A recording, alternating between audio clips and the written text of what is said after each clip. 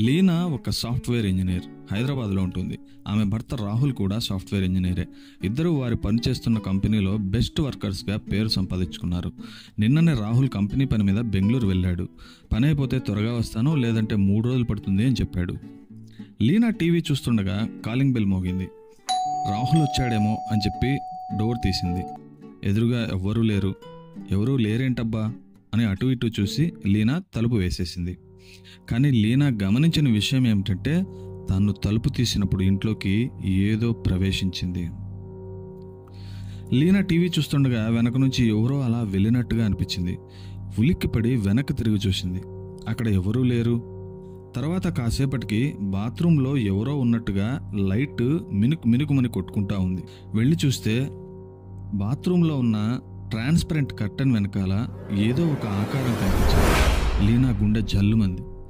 Light on చేయగానే ఆ ఆకారం మాయమైపోయింది. లీనా ఆలోచిస్తూ అలా వెళ్ళి టీవీ ముందు కూర్చుంది. కాసేపటికి కరెంటు పోయింది. రాత్రి 12 దాకా టీవీ చూసి వెళ్ళి పడుకుంది లీనా. నిద్రపోతున్న లీనాకి రూమ్లో ఏదో ఇబ్బందిగా అనిపిస్తూ ఉంది. ఏదో అలికిడైనట్టుగా, తన రూమ్లో ఎవరో ఉన్నట్టుగా అనిపించింది. బాగా నిద్రపోతున్న లీనా మీద నుంచి బెడ్షీట్ కదులుతున్నట్టుగా అనిపించింది. కళ్ళు తెరిచి చూసింది. తన కాళ్ళ దగ్గర చూస్తే ఒక వికృతమైన ఆకారం కనిపించింది.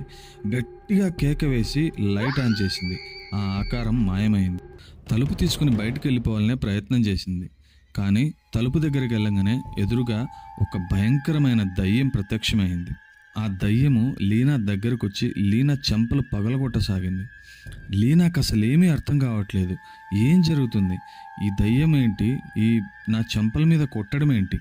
అసలు ఏం జరుగుతుందని లీనా ఆలోచిస్తుంది. అలా కొద్దిసేపు కొట్టిన దయ్యం సడన్గా మాయమైపోయింది.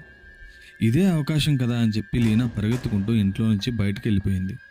ఆ రోజు రాత్రంతా లీనా మెట్ల మీదే గడిపింది. మొదటి రోజు ఆఫీస్లో లీనా రమ్యకు జరిగిందంతా చెప్పి బోర్న ఏడ్చింది. రమ్య, అసలు దయ్యాలేంటి, ఈ కాలంలో దయ్యాలు ఎక్కడున్నాయి, మరి నీ పిచ్చి కానీ, అయినా దయ్యాలు మనుషుల్ని పట్టుకుని కొడతాయా ఏంటి, అవి మనుషుల్ని చంపేస్తాయి అని వెటకారంగా అంది.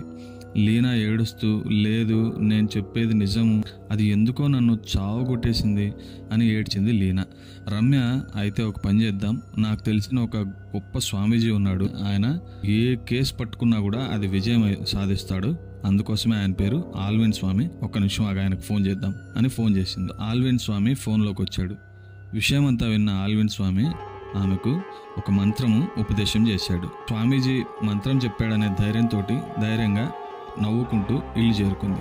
సాయంత్రం ధైర్యంగా ఇల్లు చేరుకున్న లీనాకి తలుపు తీయగానే లైట్లు ఆరిపోతూ వెలుగుతూ ఉండడం కనిపించింది. సడన్ గా కరెంట్ పోయింది. లీనా భయంతో బయటకు వెళ్ళిపోవడం కోసం ప్రయత్నం చేస్తే డోర్ తనంతటదే మూసుకుపోయింది. ఇప్పుడు ఏం చేయాలరా బాబు అనుకుంటూ ఉండగా లీనా వెనక వైపు నుంచి ఒక దయ్యం ప్రత్యక్షమైంది. లీనాకు మొత్తం సీన్ అర్థమైంది. ఇప్పుడు ఆ దయ్యం తనను మళ్ళీ ఉతికి ఆరేస్తుంది. సేమ్ అదే జరిగింది. ఆ దయ్యం లీనాను చెంపలు వాయించసాగింది. తర్వాత ఒక్కటిచ్చింది. లీనా ఎగిరిపోయి గాలిలో గోడ కరుచుకుంది. ఇదంతా చాలా విచిత్రంగా అనిపిస్తుంది లీనాకి. అసలేంటి దయ్యం ఏంటి ఇలా కొట్టడం ఏంటి, మామూలుగా అయితే దయ్యాలు ఇలా చేయవు కదా అనుకుంటూ ఉండగా ఆ దయ్యం మళ్ళీ లీనాను సమీపించింది. అంతలోకే ఆ దయ్యం ఫోన్ మోగింది. ఫోన్ చేతికి తీసుకుని చూసుకుంది. దయ్యం బాస్ అని కనిపించింది. సో వెంటనే ఫోన్ లిఫ్ట్ చేసింది. ఆ పక్క నుంచి, ఏయ్ ఎక్కడున్నావురా, 2 రోజులైంది నీకు పని అప్పగిచ్చి, ఇప్పుడే కస్టమర్ ఫోన్ చేశాడు, వాడు ఎవరినైతే మన చేతబడి చేయించి ఆవాహన చేయించి అదే పనిగా నిన్ను పంపాడో ఆమె షాపింగ్ మాల్లో కనిపించిందంట. ఫ్రెండ్స్ తోటి సరదాగా కబుర్లు చెప్పుకుంటూ నవ్వుకుంటూ షాపింగ్ చేసుకుంటూ ఉందట. మరి మీరేం చేస్తున్నారా అని చెప్పి నాకు ఫోన్ చేశాడు. అసలేంట్రా సంగతి, ఎక్కడున్నావు, నువ్వు ఏం చేస్తున్నావు? అదేంటి బాస్, 2 రోజుల నుంచి అదే పనిలో ఉన్నాను నేను, సిన్సియర్ బాస్ నేను, నన్ను అనుమానించద్దండి, 2 రోజుల నుంచి డిఫరెంట్ ట్రీట్మెంట్ ఇస్తున్నా, మామూలుగా రొటీన్గా దయ్యాలు పీడించినట్టుగా కాకుండా వెరైటీగా ఆమెను చితక్ కొట్టేస్తా ఉన్నా చెప్పింది దయ్యం. అవునా, మరి ఆడేంటి షాపింగ్ మాల్లో చూశానంటున్నాడు, కావాలంటే నీకు వీడియో కాల్ చేసి చూపిస్తా బాస్, నా ఎదురుగే ఉంది ఆమె, ఇప్పుడే కొడతా ఉన్నా ఇంకా నేను. అవునా, చాలా విచిత్రంగా ఉందే. అసలు ఒకటి క్లియర్గా చెప్పు, నువ్వు ఏ అడ్రస్లో ఉన్నావు ఇంతకు? మధురా నగరు 49/26 ఒరే ఆపురా ఎక్కడున్నావురా నువ్వు? మధురా నగర్ బాస్. ఒరే పనికి మానలోడా, నిన్నెళ్ళమనింది మధురిమా నగర్కి రా, మధుర నగర్ కాదు. అవునా, మధురిమా నగరా?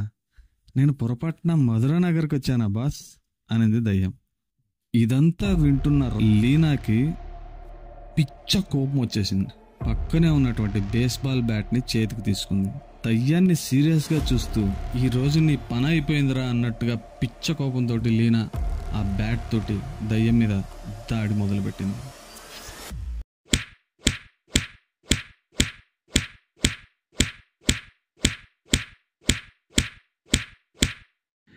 దయ్యాలు దందా చేస్తే అలాగే ఉంటుంది ఫ్రెండ్స్.